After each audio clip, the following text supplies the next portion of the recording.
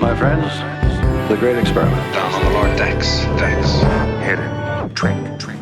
Would you look at that? The greatest trick. And you people, you're all astronauts on some kind of Star Trek. The greatest trick. Welcome to Greatest Trek. It's a new Star Trek podcast from the makers of The Greatest Generation. I'm Ben Harrison. I'm Adam Pranica. Ben, as a rule, we don't have guests on this show. No. It's what we tell everyone who has asked us to guest on this show. It makes life so much easier for us. We started out, we were like, yeah, we'll make a podcast, but the guest thing, too difficult to arrange. We don't want to do that every week. Yeah. But there are guests that we will make an exception for. And then there are guests. Ben, today's guest is one of those annoying multi-hyphenates, right? The high-achieving type that just make you sick when you go down their resume. The way she's shaking her head makes me want to just not actually introduce her and make her sit here and listen to this.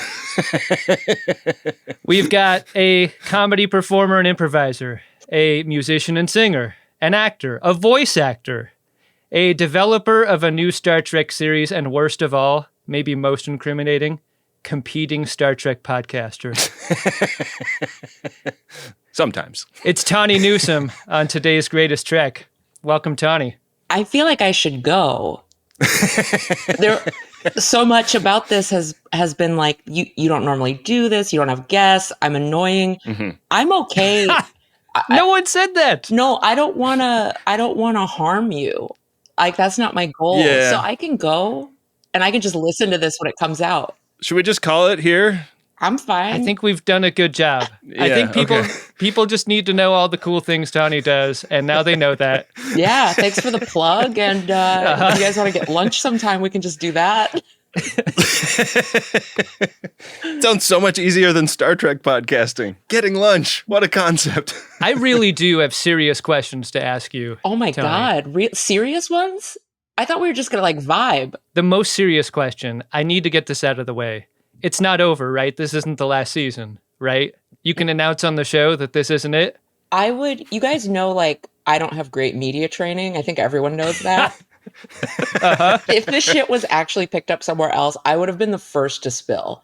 Okay. So either it is not, or they are not telling me because I don't have great media training. That would be amazing if they were just keeping this from you. Loose lips sink ships. Yeah, like maybe Mike McMahon has already put some things in the works. Maybe he's making deals and he has intentionally not told me because he knows I can't handle it.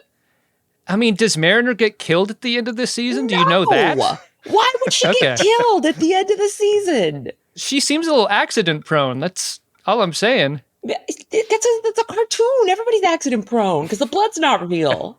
The blood is not real. There is so much of it, though. When they shoot live action, the blood's real, right? Yeah, they got to use real blood. That was negotiated in the new round of contracts after the strike. Got to be real blood. This is the new ownership of Paramount. They're like, it's kind of a real blood or get the fuck out policy around here now. Or what are we doing? I mean, to get into character doing the voice, do you have to interact with some blood to get yourself there? Blood or other objects? I mean, I'm imagining like work on lower decks is a very solitary exercise, but what do you do to get yourself into character when you don't have other people to play off of? I take offense at the phrase "get into character." I am not. This is going well. We're shooting the offense machine gun on this show, and it'll never run out of bullets. I love it.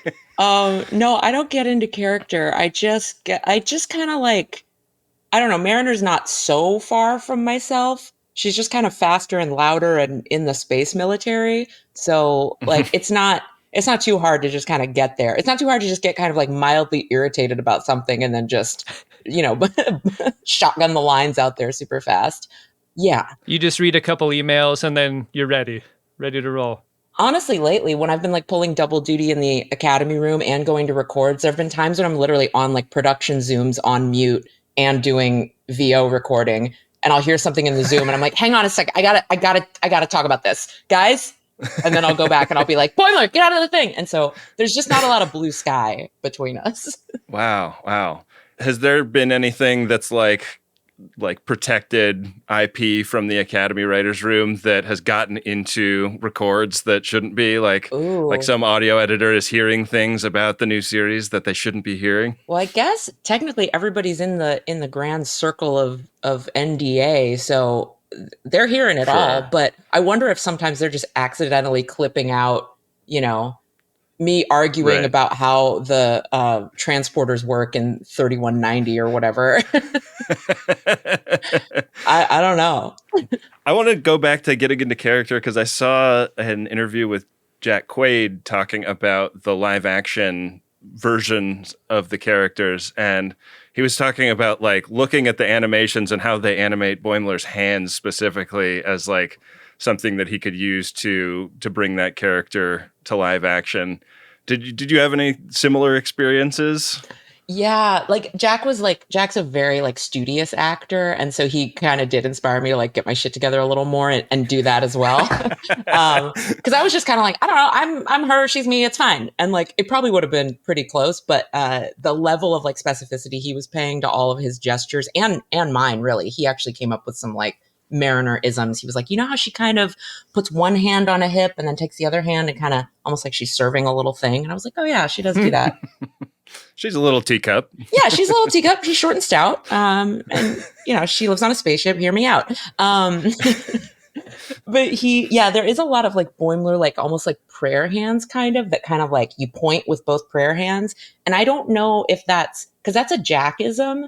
I don't know if the animators started animating Jack or if Jack started just being Boimler. I don't really know. I don't know where he ends and the other begins, But no, there was a lot of Jack-led studying for the crossover that was very cute. We were like in our little trailers one day and we were kind of like doing the walk and like sort of filming each other so that we could see how it looked.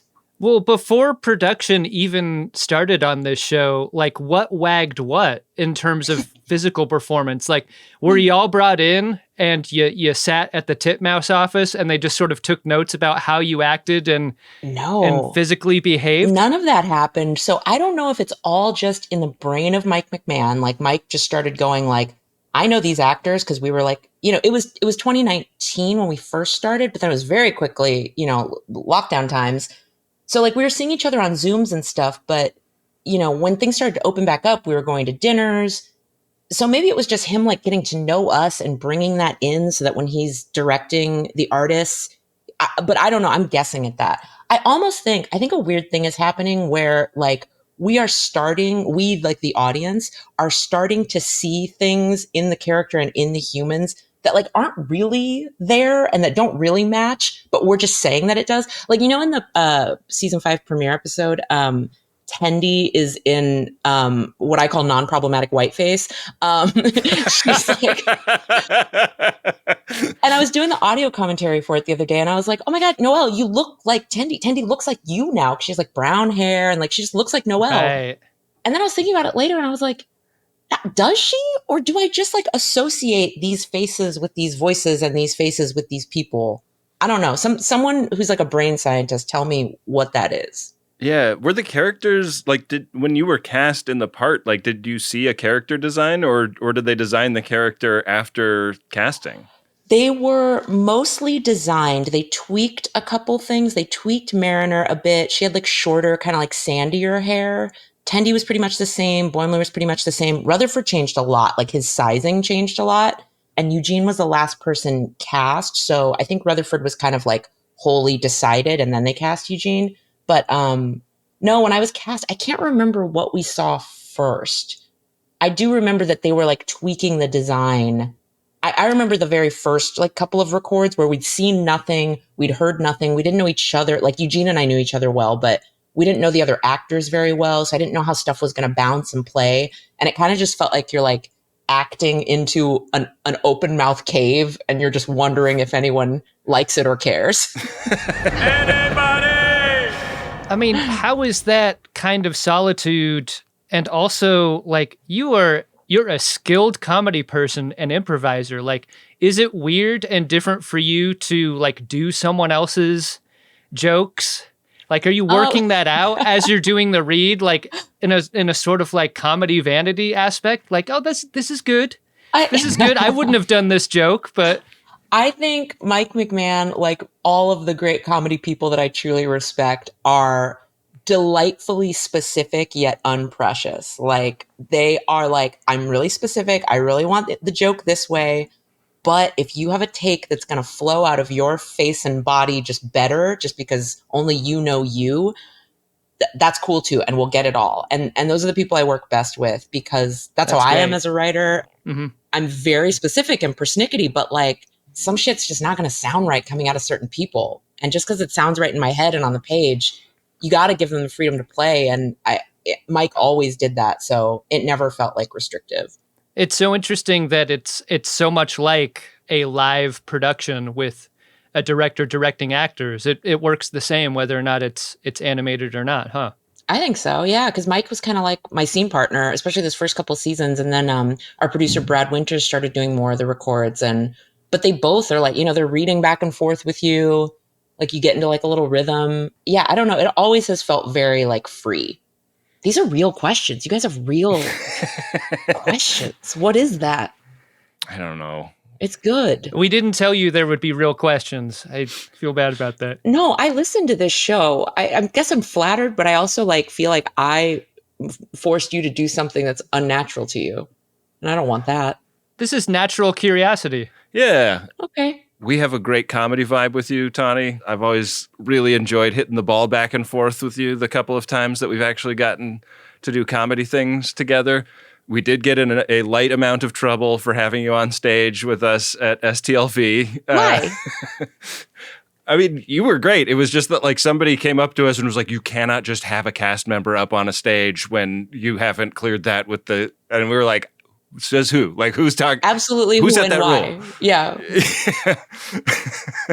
I am my own person. Damn it. Yeah. Yeah. I can go where I want. I mean, you could have said no. Yeah, I did to other people. But we also like are genuinely curious about this stuff, and you get to see Star Trek from such a unique angle as like a cast member and now a writer and a show creator that it's just, I mean, like I think the fanboy in Adam and me kind of comes out when we get to talk to a real Star Trek creator. I'm happy for it. Do you want to know more about how the sausage is made? Because it might tarnish your beloved thing. Are you scared? I mean, I think we're aware that it's like that there is a sausage manufacture element to the behind the scenes. Yes, and sometimes we're making dog food, man, and that's not pretty. But I'll tell you whatever you want to know. Mike's working the crank and there's like comedy writers' faces going into a drum and getting turned into sausage. Yep, that's real. The greatest trek is yet to come. About conventions, I think one thing I've noticed over the last few years since things opened back up and more casts could hang out is that the casts of Star Trek shows become pretty close during their production and after they're over. And given the animated seriousness of what your project is, I wouldn't have expected to see your cast become as close as they are. Like every time I'm on social media, you guys are hanging out, having a blast. Like, what do you think is the reason your cast has become so close so quickly in a project where like you don't have to hang out in person as often as the other casts? I think we have the secret sweet sauce of we don't have to spend 16-hour days together season after season where we then, somebody wants to kill somebody. And we just get to see each other at conventions where we're like meeting fans and having like incredible, energetic like experiences, like meeting fans and like hanging out and having drinks and seeing a new city and, taking each other to honky tonks in Nashville and shit. Like we get to have all of the fun of a cast and none of the like, I'm so angry at you because it's 5 a.m. and you're blowing my coverage and Crafty was late with my burrito and I want to die. Like we don't actually have to have any of the work stress. So it's kind of like ideal vibes. And it really is like a cast bonding cheat code. And the conventions, obviously, like you don't get that with other jobs. So if this was just an animated show that didn't have the like fan element to it, I don't know that we'd know each other very well at all. Yeah. is there competition among casts? Is there cattiness between the casts of shows? Like, look at these fucking kids having all their fun. They didn't have to do the 16-hour days with their coverage blown the way we did when we were coming up. I wonder, so that would be like directed at us, and I wonder if I'm just not aware of it. The legacy cast has all been so welcoming that, like, yeah, I don't know, they're so kind and so like they're like aunties and uncles, and like, you know, that's cool. You walk into the like weird little lunchroom in the back of a convention in Kansas or some shit, and like Marina Sirtis is like doing a full like holding court, you know, telling the most insane stories, but she like takes a second to get up and like hug you and be like, "Oh my God, you look amazing, but I fucking hate you. I have shoes older than you. Sit down." And then you like, you're just like, there's a lot of that energy going around. Or like Jerry Ryan comes in and you're just like, "Oh, it's Jerry Ryan. She's a queen." Like the vibes are pretty good. So if they secretly are mad at us, they're hiding it well. Wow. Total pros. Speaking of total pros, Adam already did a truncated laundry list of all of your hyphenates, but you are a very accomplished podcaster in your own right. You co-hosted the sometimes on, sometimes off official Star Trek podcast, but it's a surprise. You also co-host Yo, Is This Racist? And Adam and I are in this position where like podcasting has become our full-time thing. And it seems like you are like more successful at full-time podcasting than us, but also you have all of these amazing acting jobs and now writing and show creating jobs that you're doing alongside. Like, how do you keep a balance? How do you do all of it? Well, can you have it all? And how? If I can, I'm still waiting for someone to bring the rest of it to me. It's with your burrito that they are late with to set. No, you know, the podcasting thing has always been like my co-host Andrew on Yo, like we created a little offshoot. It's called Suboptimal Pods. It's like a paywalled, like Patreon type thing, because we really just wanted to like have more fun and like, you know, doing a show about racism. It's a comedy show, but like sometimes it's a downer.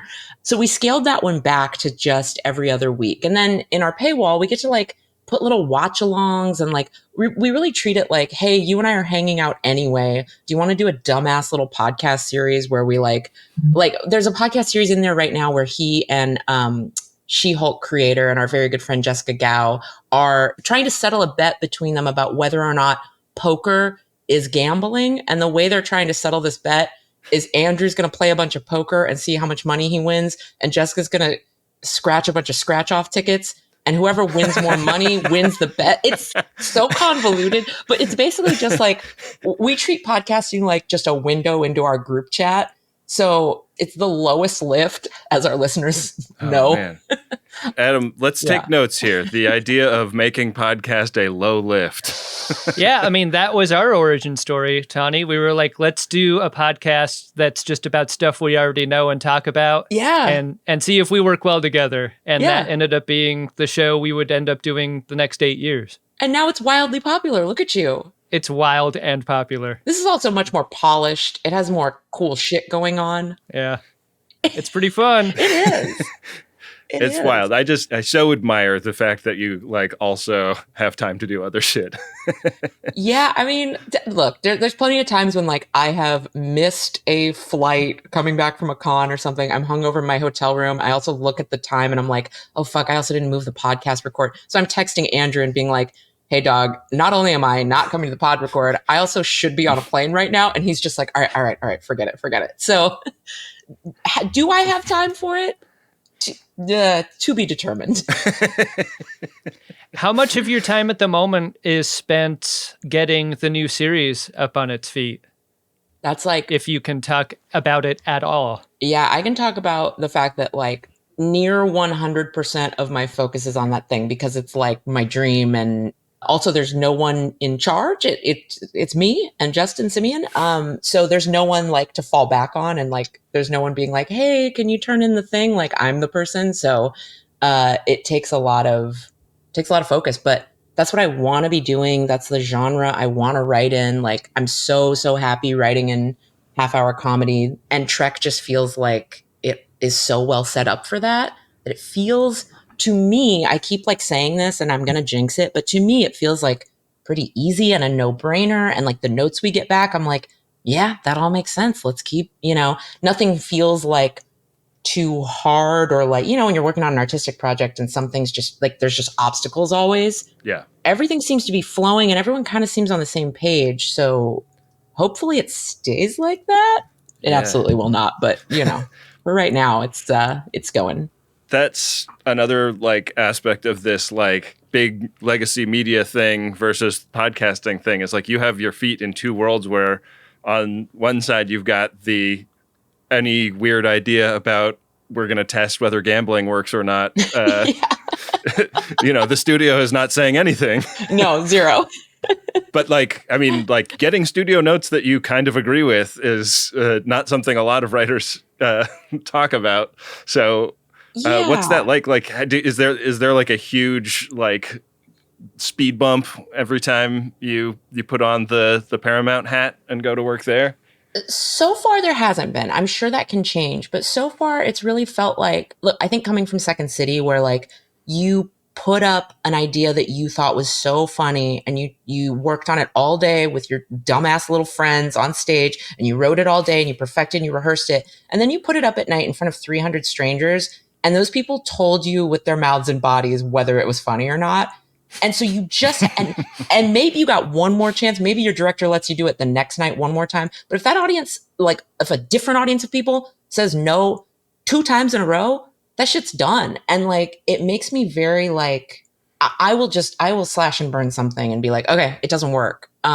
Because I truly think that I can make anything funny. And I know that Justin can too. So I'm sort of like, if they want changes, if they're not changing the core things that are important to me, which is like what Trek stands for, if they're not making me change the genre, like if they're not suddenly saying, turn this into an hour-long soapy drama, if they're not changing, like, you know what I mean? Like the things that are important to me are like, I want this to be a comedy and I want Star Trek to feel like Star Trek. So as long as they're not fucking with that, I'm kind of like, great. What do you want? You want this guy to be a teenager? I don't care. Great. Who cares?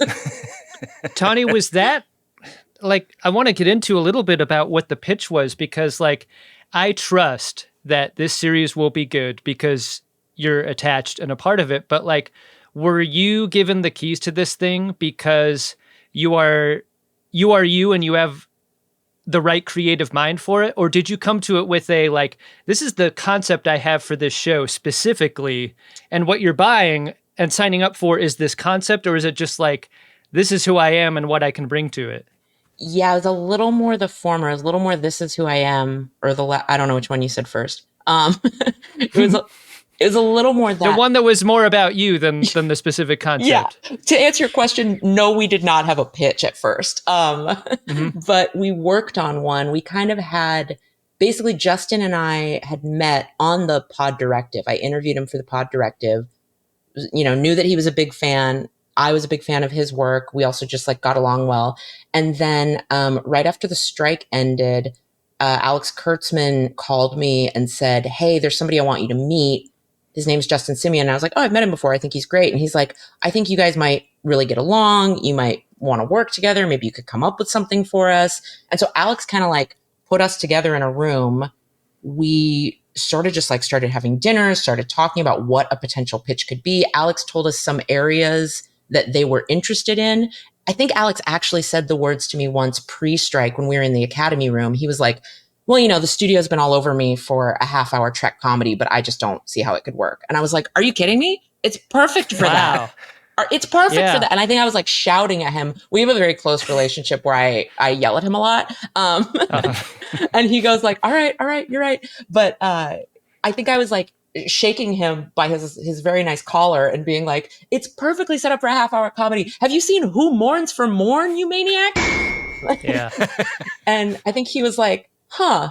And I think that put a little bug in his ear. And so then post-strike, when he put Justin and I together, and I was like, you still want this to be like a half-hour comedy, right? And he was like, yeah, if you can do it. And then we worked on a pitch for a while, and then that is what the studio bought. So I guess we did technically have a pitch. We were stuck together first. Well, you heard it here first, folks. Tawny Newsome put a SETI eel in Alex Kurtzman's ear, and he is entirely in her thrall now. I did not say that. Tawny Newsome assaults Alex Kurtzman. I did say that. I did say I grabbed him by his collar. You quote me on that. I put hands on my boss. Fucking nerdiest joke I've ever made. God damn. It was really good. What do you say? Should we get into our recap of an episode? Yeah. With someone who was actually on it for the first time ever? As long as we can keep asking tough questions throughout. Yeah, real hard. Yeah, it'll be a hard-hitting recap. Great. All right, sounds good. Let's get into Star Trek Lower Decks, Season 5, the final season, Episode 5. It's called Starbase 80. Damn, Starbase 80. You know the greatest danger facing us is an irrational fear of the unknown. See? The curse begins. We're in the shuttle garage, starting off. Do you guys have a name for this, like on the paper? We've been calling it the shuttle garage the entire time. Yeah, we're like repair bay. Let me look. You hold that. I'll look at a script while you guys talk. So everybody's getting out of wetsuits. They've been on Piscus 9 or Piscus X, as I would probably assume it was called. And Piscix is the brand of breakfast cereal I grew up eating. The store brand of Crispix. right, it's kid rejected, mother approved. Yeah. Boimler's doing that thing. We all know how hard it is to take off a wetsuit. I don't know why everyone else is having such an easy time with it. You know how difficult it is to take off a wetsuit and how difficult it is to grow plausible facial hair.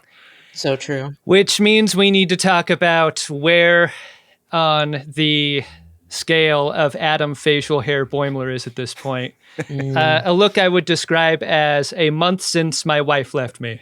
I think this is how I would look were that to happen. It's very kids on the weekends. Yeah, This is Adam's been at the Extended Stay America for quite a little while. absolutely. Drinking a lot of hotel capsule coffee to get by. That tracks. Workshop. USS Cerritos Workshop Day. You like that? Workshop day. Okay. That makes sense because of the shuttle more or less up on a lift back there. Yeah. The gang is taking some inspiration from Mariner, turning over a new leaf on liking going on missions now. What are you talking about? That was fun. And we get a red alert. And I love it when everybody is in costume on the bridge, you know, like this is very insurrection. This is very traditional Trek to be wearing not something you would like to be wearing for a red alert situation. The shit would never fly on the D though, for all its carpet, right? This is a squeegeeable ass floor on the Cerritos. One of my favorite rap songs is Soft. Squeegeeable ass floor. Oh, yeah. Filthy. The lyrics are filthy. Yeah. Oh, man. Ben Shapiro went off when they dropped the music video for that. So, yeah, this is very upsetting because we learned that the Cetacean Ops department is shut down, navigation's offline, and these whales are getting shocked. It's no good because the ship is due to be at a captain's conference in 24 hours, and the only thing close by to get replacement parts for whatever's broken is the dreaded Starbase 80. Yeah. I got to admit something, and Tawny, I think you're the right person to ask. I can't tell the difference between Kamalu and Matt. Yo, is that racist? Wow. I'm just going to answer you wow. Because I mean, these whales. careful. Can anyone tell them apart? Hey. Don't they look? Wow. Don't they? Adam, can you shut up before you offend all of your whale listeners? I think maybe this is a time for me to step in because it is not black women's jobs to educate everyone about the harms of racism. Her show has that question in its title. It's not my job, Adam. I'm It's not my wrong job. for being confused. It's not my job. I only podcast to hang out with my friends. I do it as a hobby. For you to make Your me show do it is as work, basically ask me if this is racist, Tawny. Come on. but I do it because my friends and I, it's our group chat come to life. And for you to make me do it as work is really not what an ally does. Tawny may have a phone number where you can call to ask, yo, is this racist? But I not on also the have a phone number, and it's just my phone number, Adam. So you could have called me off the air. Yes. The friend of mine for whom I pose all is this racist questions is definitely you, Benjamin R. Harrison. And it always goes to the machine, a machine that says, yes, that was racist. Mm-hmm. Yeah, that's just my outgoing message on my voicemail. What an asshole. Kimmelu's the one who talks first. Lieutenant, what's your status?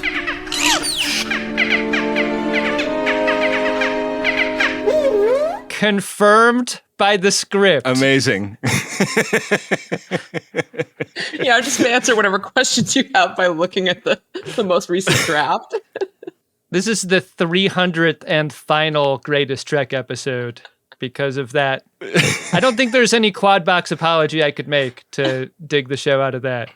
Mariner will not go back. She can't be dragged kicking and screaming, except for she's on a starship and she has no choice.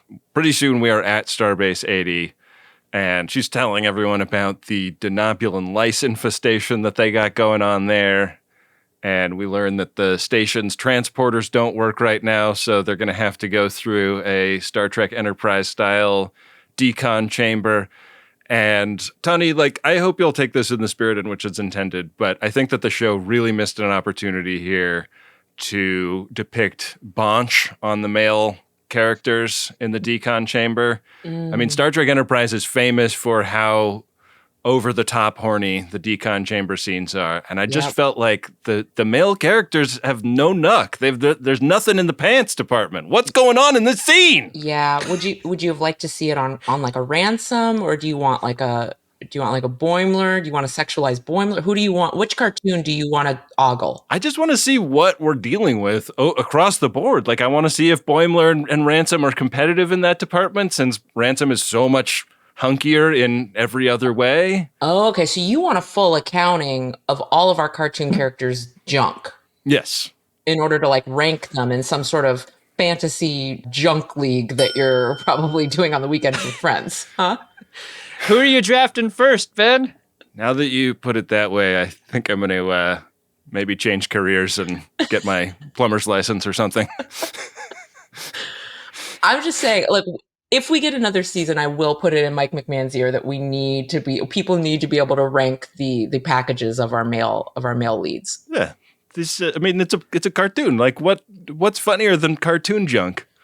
Barely anything. You mentioned how there are similarities between you and Mariner. To what extent are there similarities between Ransom and Jerry O'Connell? Because there's this shot of him going up through the face and through the hair, and then back down. I feel like I recognize that move from a movie, but I can't name the movie. That's such a specific reference that he does. Yeah, what is it like? Oh God, it feels like it's from Showgirls or something. Yeah. Yeah, or somebody getting out of a pool in a sexy way. Denise Richards, is it that? Like the Wild Things movie of the late 90s? Yeah. I like to lay it on thick. Oh, yeah. That's the stuff. There's a lot of Ransom and Jerry. Jerry's a stone cold freak. We did an episode of After Midnight, and he really wanted a bit where he was in this crop top. So he wanted to take off his nice suit and be like, all I got was this, I did After Midnight and all I got was this crop top. But he kept telling the costumer to cut it higher and higher until it was really just a nipple grazing. I was like, what? No crop tops show nipple. That's a shrug. Another thing I would have loved to see in the decon chamber. Yeah, more nip.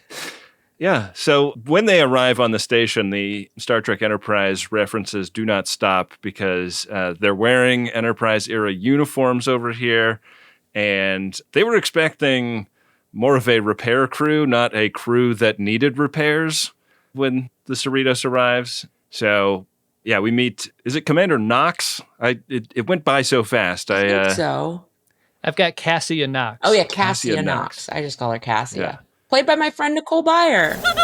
Welcome to Starbase 80. The great Nicole Byer, with whom I took 201 at UCB. And it was just I should probably not try and be in comedy when someone like this is walking around planet Earth. Yeah, it's hard to be near her sometimes. She's great casting in this episode because she's got that special comedy gear. If you listen to her podcast at all, you'll recognize it. she says something deeply embarrassing or traumatizing in a way that presents as comedy and everything's just fine. This is just a normal thing that happens. This horrifying thing I've experienced. Yeah. She's great with that. And that's what her character does a lot of the time here. I love that they let her rip and run. One example of her doing that, one time we were at a restaurant and she ordered something and the server said, we're out of that. And she goes, oh no, that's the worst thing I've heard. And both of my parents are dead. And that poor server was like, I don't know how to take this. We say no bits on tips, but when it's Nicole Byer, you can do it. Okay, great. Imagine just having that chambered wherever you go. Yeah, locked and loaded.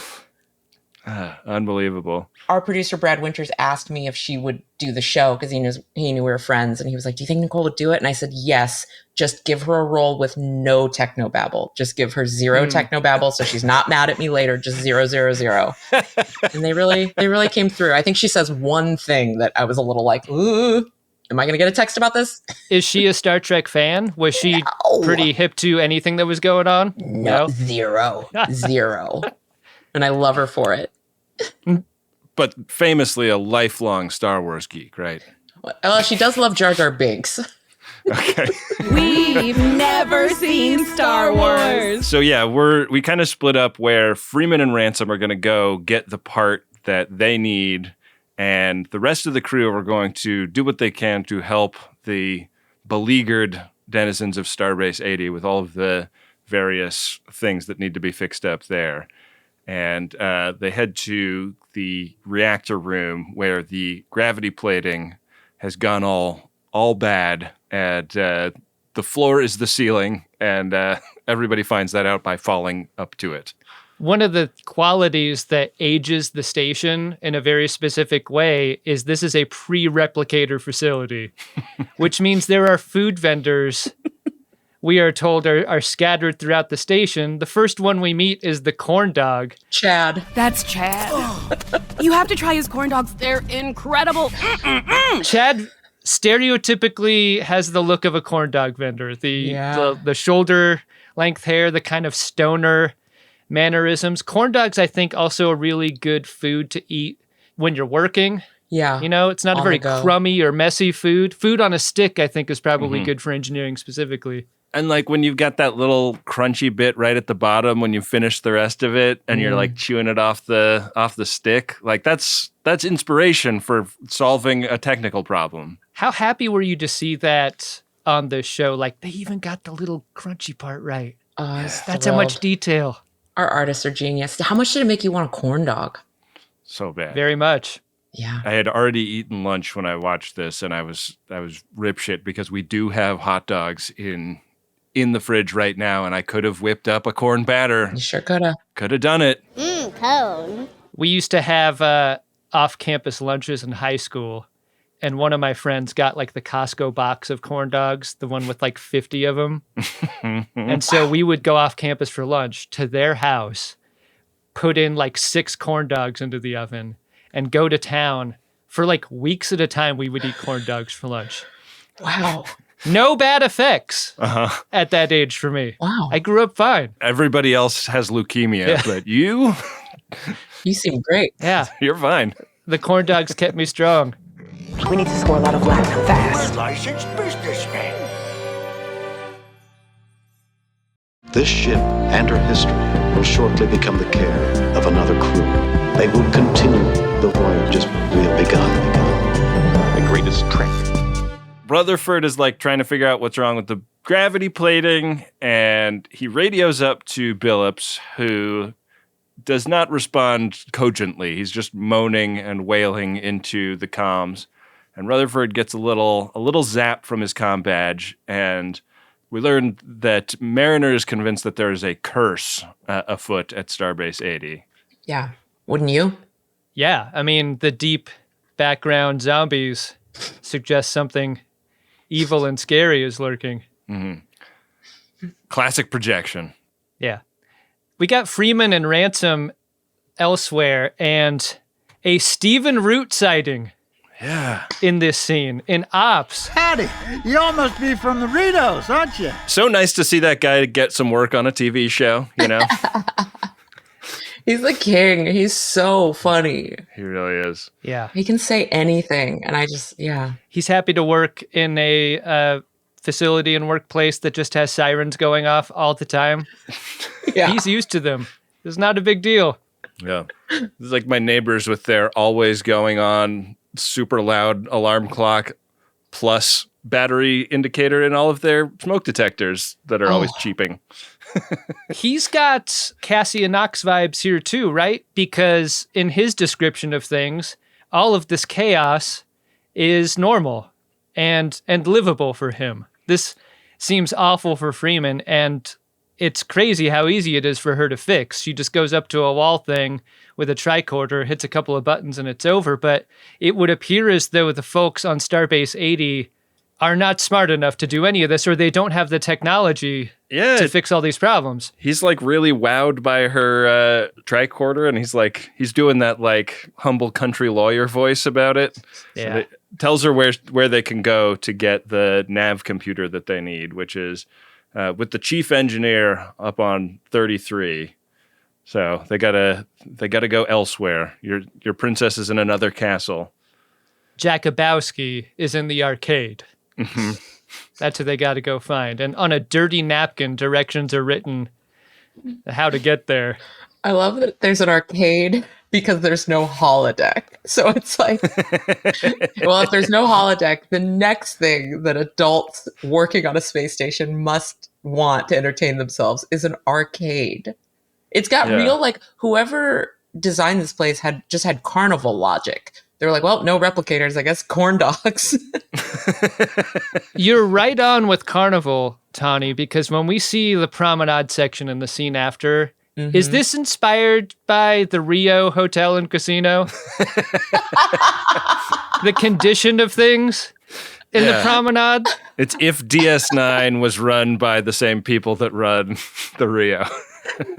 I had not thought of that, and I don't know, but I see it. I see the vision for sure. Yeah. We learned that the Starbase is half controlled by the Akamarians, a TNG callback, Space Knife Gang, as described in the episode. And Rutherford has really like gone from bad to worse after his little comm badge zap. He's kind of turning into a wall-licking zombie. Everything okay, buddy? Yeah.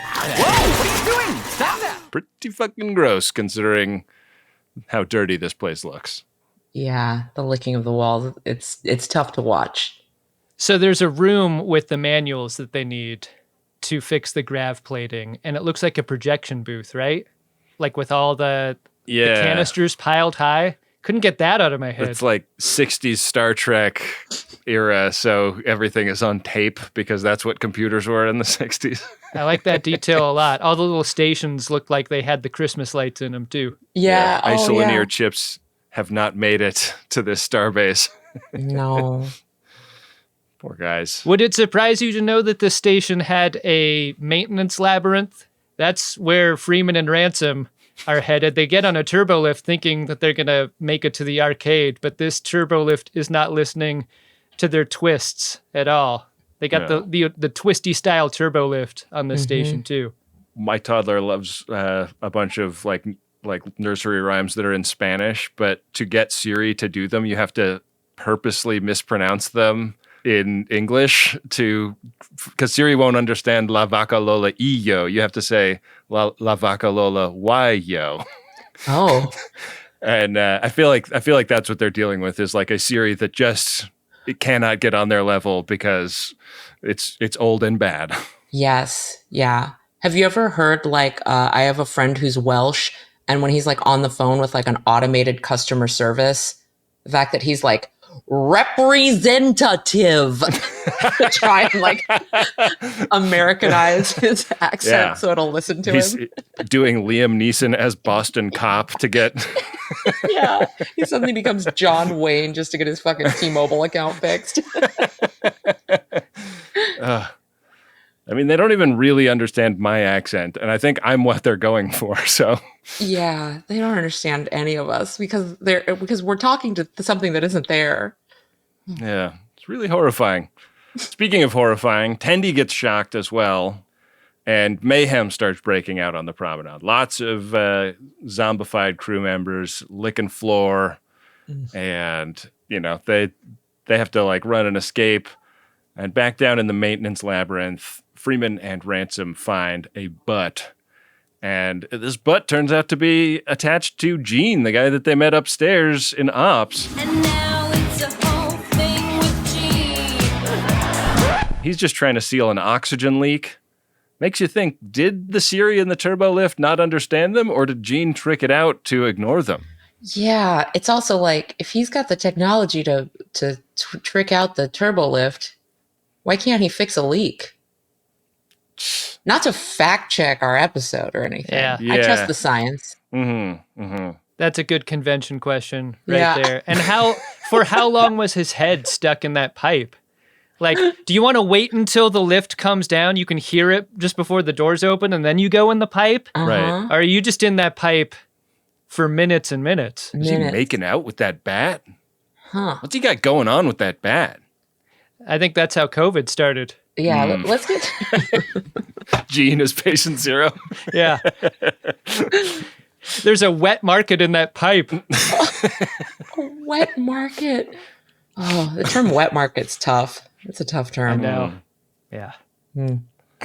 It seems bad, right? It seems like something maybe we shouldn't say.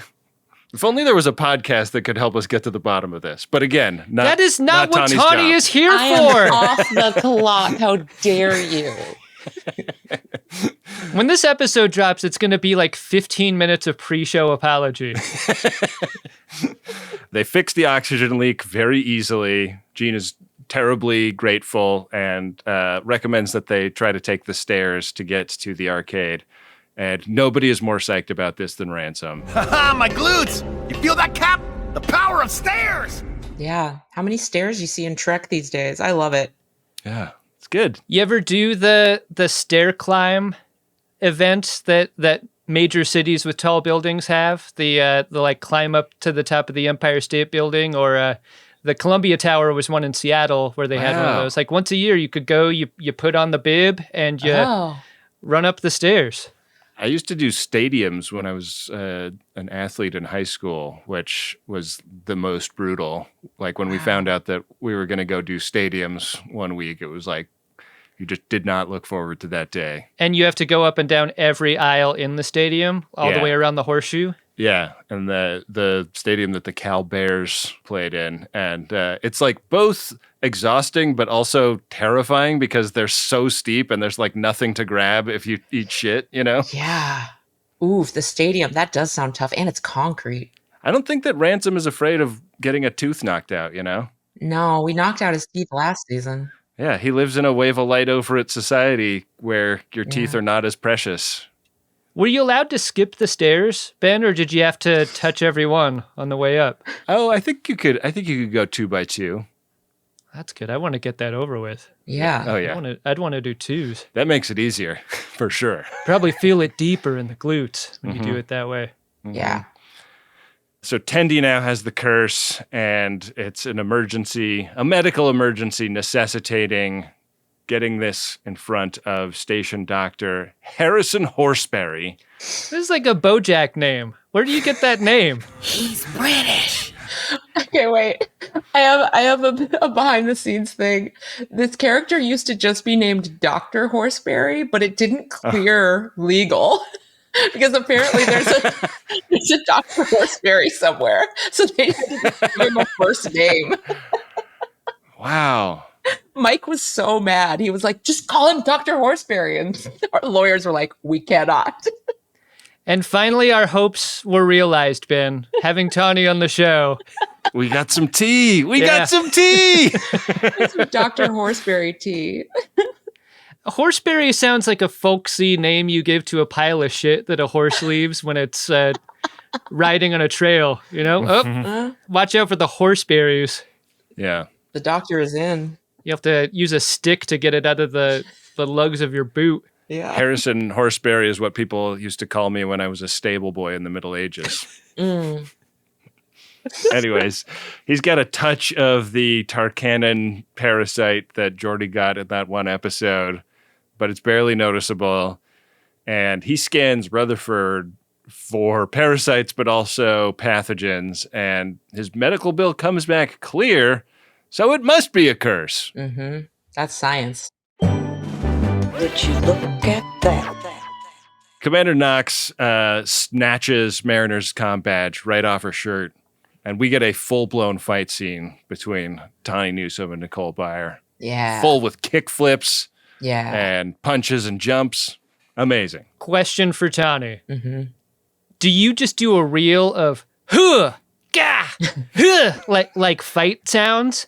Or are you like episode to episode like you're recording fresh ones? How does that work? Both. They definitely have a library of grunts and groans and yelps and screeches because it's my least favorite shit to do. So they try not to make me do a bunch of that shit. It's always at the end of the record. None of it's funny. So I'm just like, oh, I hate this part.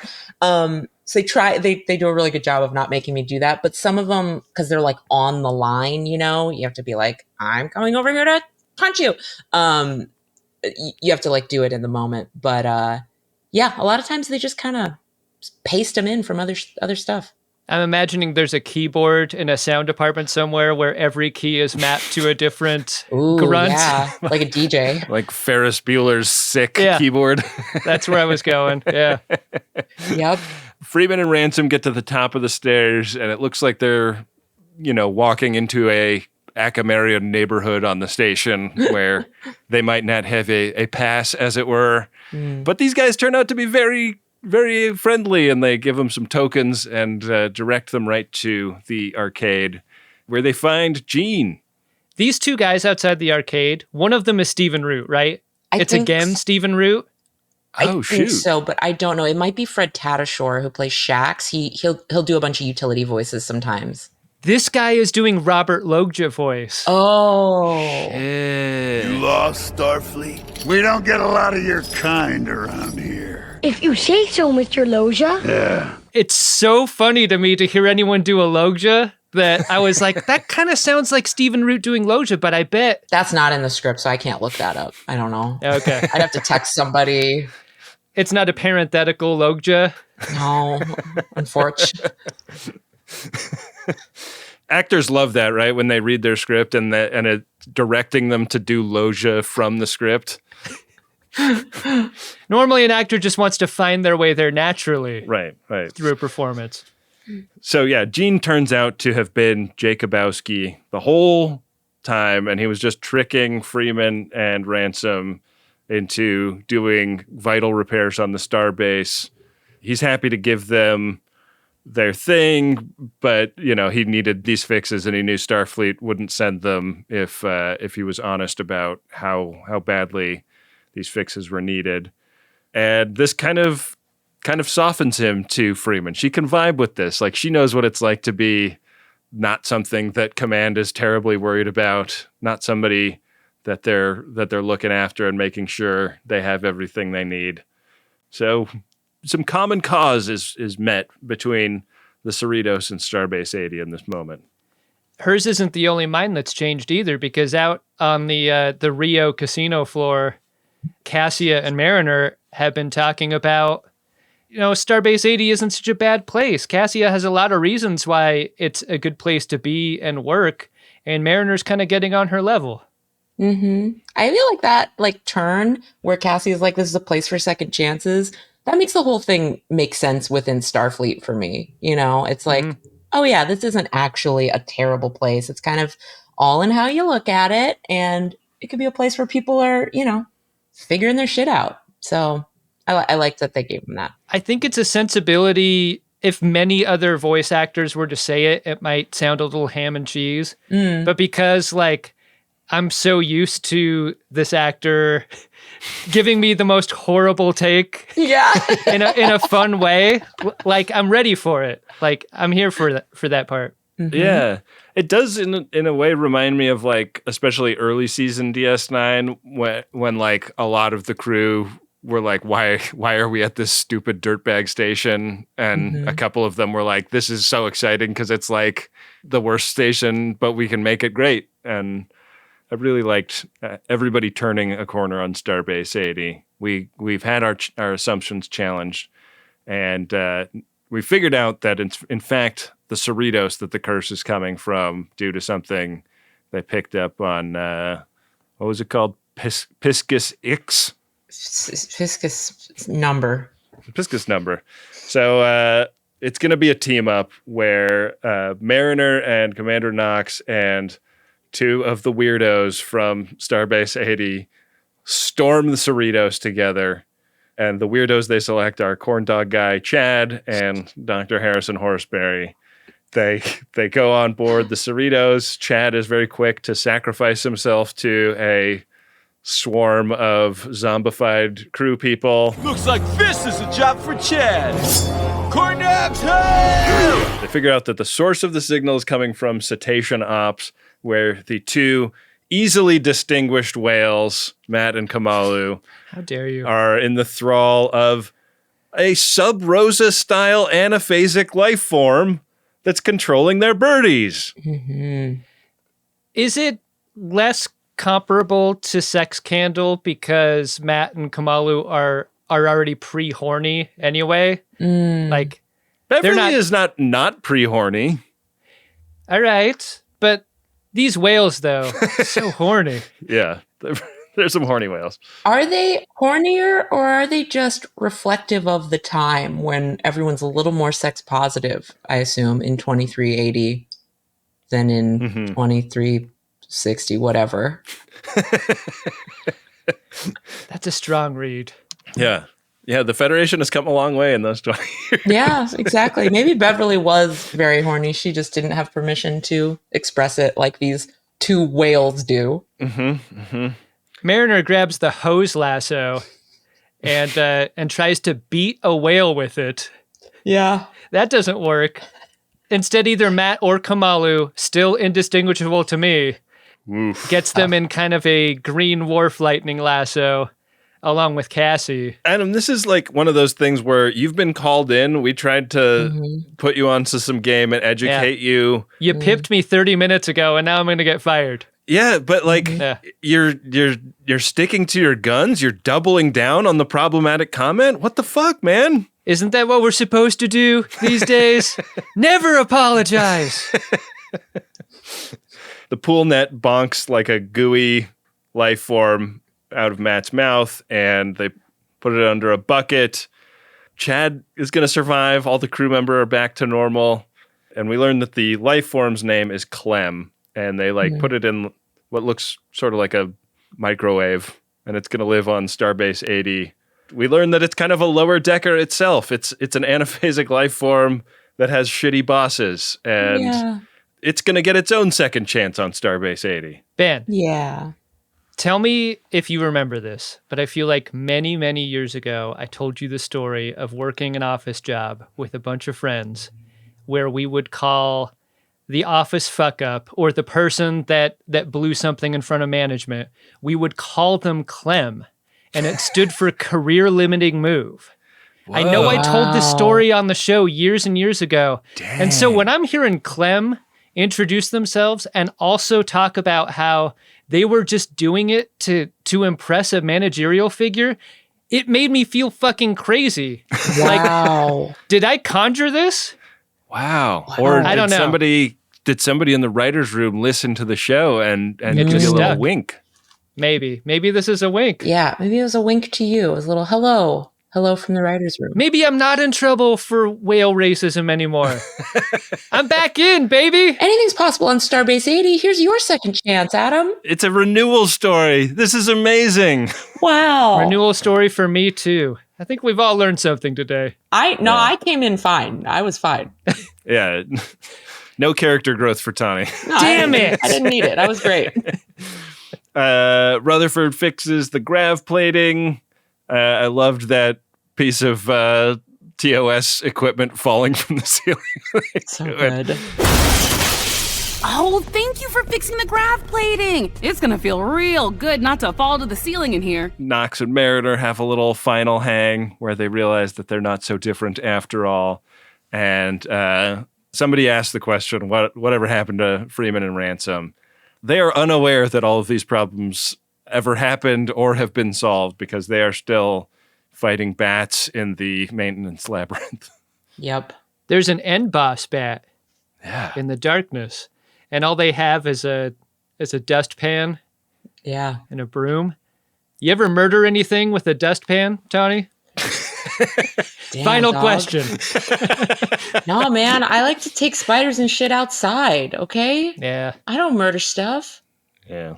I've become a lot more forgiving of the spiders in my life. Yeah, just because it came in my house, he's just lost. He don't want to be there. I just take his little ass outside. Why you gotta die? We recently watched a science fiction movie called Spaceman with Adam Sandler, and there's a giant friendly spider in it, and it changed my relationship to spiders from then on. Biggest spider you ever successfully caught and relocated? Go. Tell me about it.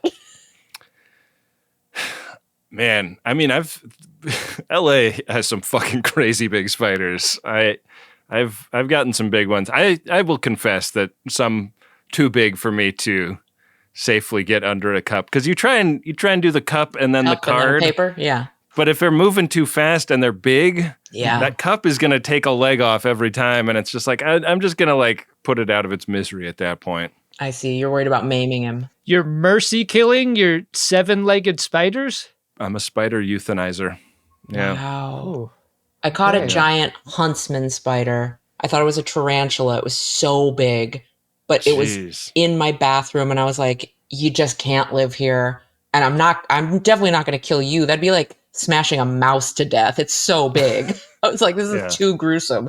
But we have one of those, it's a spider catcher. It's the cup and card technology, but all in one holdable, one-handed thing. You do it on the wall, and then you slide the thing, and the thing goes underneath it, and you can take them outside. Like what short people use to get cans off of a tall shelf? Like one of those things? Is that what we're talking about? As seen on TV. Amazing. But yeah. I had no idea that technology existed. The most upsetting part of your story, Tawny, is the big body spider. I feel like I could deal with a spider with legs that are 5 feet long. Yeah. And a tiny body. But once the bodies get fat. Yeah. Oh, fat and mousy? Yeah. Forget it. And furry. Can't it's do like it. an animal then. Yeah. Yeah. It's like a real thing at that point. Yeah. It's no longer a hypothetical. All spiders are hypothetical until their bodies get big. Yeah. But is your enjoyment of this episode hypothetical? Adam, did you like this episode of Lower Decks? She'll always bring it home.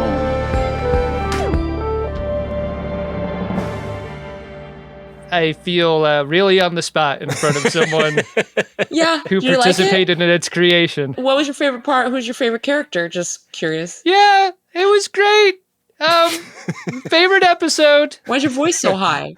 The only thing I didn't like about the episode, not enough Mariner. Could have used a capital A storyline for Beckett Mariner. I would say that, but also like if they could write more funny lines for Mariner, but fewer efforts. I don't want any grunts. I don't want any jumps or punch noises. You guys are my friends. This is cool. This is very cool. I also I love Nicole Byer. I think she's hilarious, and it was a real surprise and delight to have her be a part of the episode. So. Yeah, Indeed. Big fun throughout. Tawny, thank you so much for joining us on this episode. It is a little slice of heaven every time we get to talk to you. Thank you. No, I had so much fun. I'm glad we finally made it work. Let's do more, even though our show is maybe canceled, probably canceled. I don't know. Let's do more. We don't have to let a pesky show cancellation get in the way of a good time. Exactly. I'm just going to say this to you because we say it to everybody we know inside the Star Trek industrial complex. Adam and I would love to be extras that get blown out into space at some point. If you ever need to, no lines people to get blown out into space. Okay. We're available. Question. Do you only want to get blown out into space, or would you do other stuff? I mean, we'd do other stuff, but like the goal is blown out into space. The goal is blown out into space. And prosthetic or no? Do you want your faces on camera? Load me up. with a trowel. Load me up. Load me up. All right, I'm gonna make you like a Nacho Supreme, my friend. You're gonna be all kinds of aliens. Awesome. We have been watching a lot of Enterprise lately, and you notice that like when really famous people come on for a cameo, they often are under so much prosthetic makeup that they are unrecognizable. And it's like, why get this very recognizable name brand actor and make them not recognizable? I wonder what that was about. I wonder if it was like, oh, they're too mainstream for our niche truck thing. I don't know. It's like Nick Cage going to Japan to do soap commercials or something. Like nobody I know is going to see this, you know? I don't know. Okay, well, I'll remember this conversation. If they greenlight my show, I'll load you both up. We'll shoot you out into space. It's going to be great. This is the greatest day of my life. You listen to the show enough to know that anytime we get someone involved in Star Trek on, we've got to ask them about who their Edward Larkin or their drunk Shimoda is in doing the show. And I think you know who that is, right?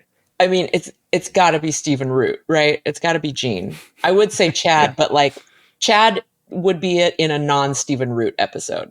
Yeah, great call. Man, I feel bad for Chad. Chad was very funny, but he's not Stephen Root, you know? Yeah, he was in the wrong awards category. He should have been in episode 4 or 6. No Stephen Root. You were the best. Thank you. Amazing. You guys are the best. Thank you. So fun. Well, Adam, do you want to check real quick in our Priority 1 unbox, see if there's anything going on in there? Yeah, let's see what we got. Priority 1 message from Starfleet coming in on secured channel. All right, Adam. Promotional message here goes like this. FODs. I am Christopher Bemis. And on November 1st, my new album, Sleeping In, will be available to your ears. If you've ever had a challenging relationship with recurring dreams and keeping routines, or you're a fan of folk and indie rock, this album is for you. I'm thrilled to release this to the world and sincerely hope you will find something in it that's relatable. Check out Sleeping In at salamander.band or search Christopher Bemis in your music streaming service of choice. LLAP. Amazing. You know that you are a Star Trek person when your love of the Salamander episode of Star Trek Voyager has named your band. I'm going to assume that is what's happened here. A real Warp 10 indie rock band. That's what we got.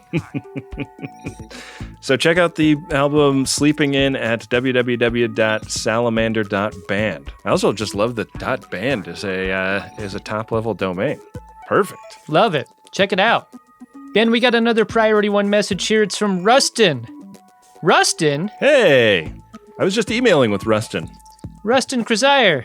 Back in the P1s. It is to Madison. Motherfucking Wisconsin. Here's what Rustin says. Madison fucking slaps. Thank you so much to all the Wisconsin FODs who adopted this DC FOD and showed him a good time. Especially you, Defested. Meeting Raz and Plavim was just the cherry on top of a hot, steamy pile of FOD poutine. Drizzled with the gravy of friendship and the cheese curds of shared dick and fart joke fandom. Sounds great.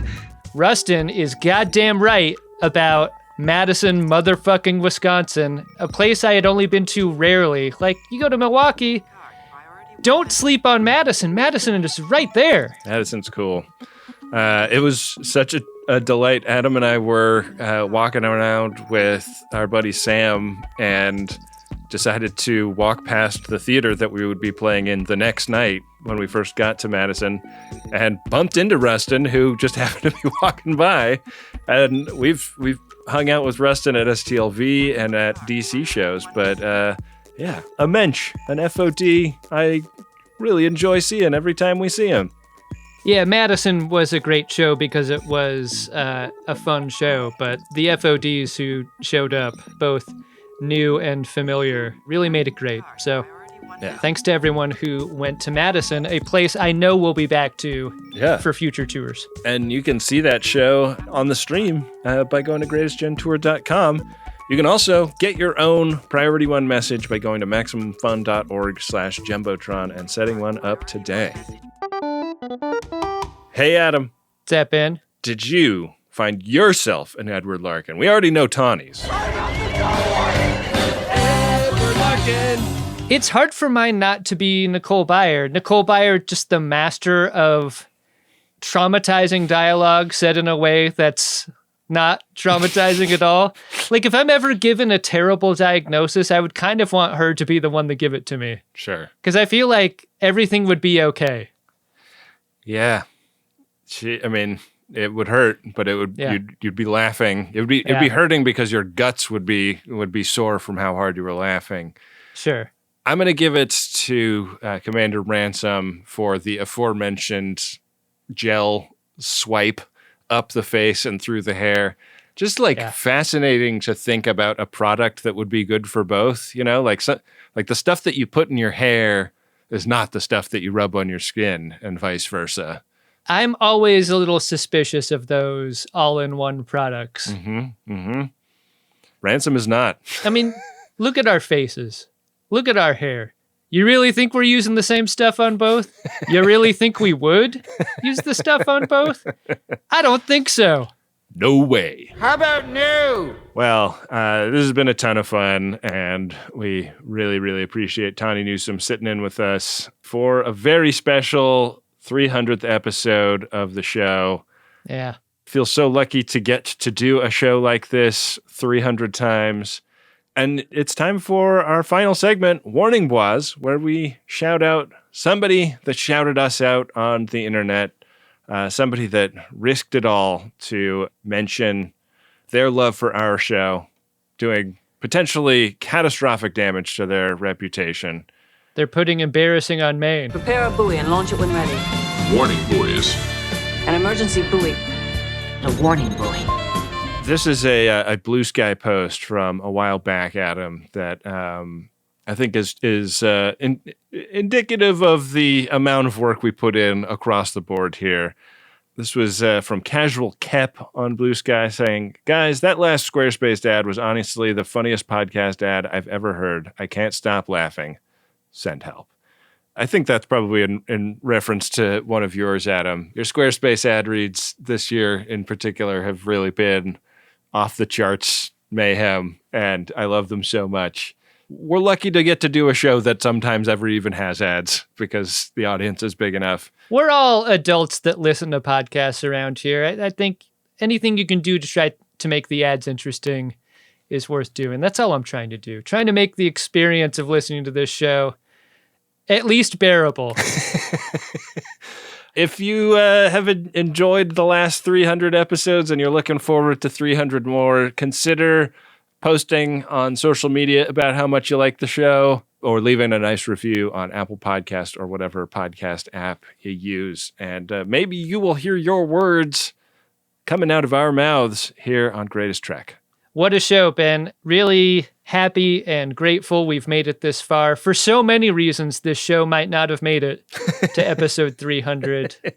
Really glad we have. Really looking forward to 300 more, or as long as they keep making new Star Trek shows or movies we can make film festivals about or other science fiction series. I think that's what makes Greatest Trek great, is that it can be a utility for FODs to experience a lot of things, including a new friendship between you, me, and Tawny Newsome. Amazing. Pretty fun. Well, we're going to leave it with Wynde from here, for whom this is a 150th episode producing Greatest Trek. A big milestone for Wynde as well. Take it away. Thanks, Wynde. Greatest Trek is an Uxbridge Shimoda podcast on the Maximum Fun Network. It's hosted by Ben Harrison and Adam Pranica, and it's produced and edited by Wynde Priddy. Next week, Ben and Adam will be back to cover Lower Decks Season 5, Episode 6. And in the meantime, we want to say a special thank you to all of the Max Fun members who support this show financially. You can set up a membership in just a few minutes at MaximumFun.org/join. Members get instant access to a ton of great bonus content, and we really appreciate your support. Thank you to Nick Ditmore, who created the show art, and Adam Ragusia, who composed the theme music. Thank you to Rob Adler and Bill Tilley for all their work on the @Greatest Trek social media pages. Follow those accounts and use the hashtag #GreatestTrek when you post about the show online. We're also on YouTube, and you can find a ton of great video content on the channel right now. So make sure you're subscribed over there. And you could also get subscribed to the Greatest newsletter at podshop.biz. That's where all the great merch is as well. Thanks for listening. We'll see you next week on Greatest Trek.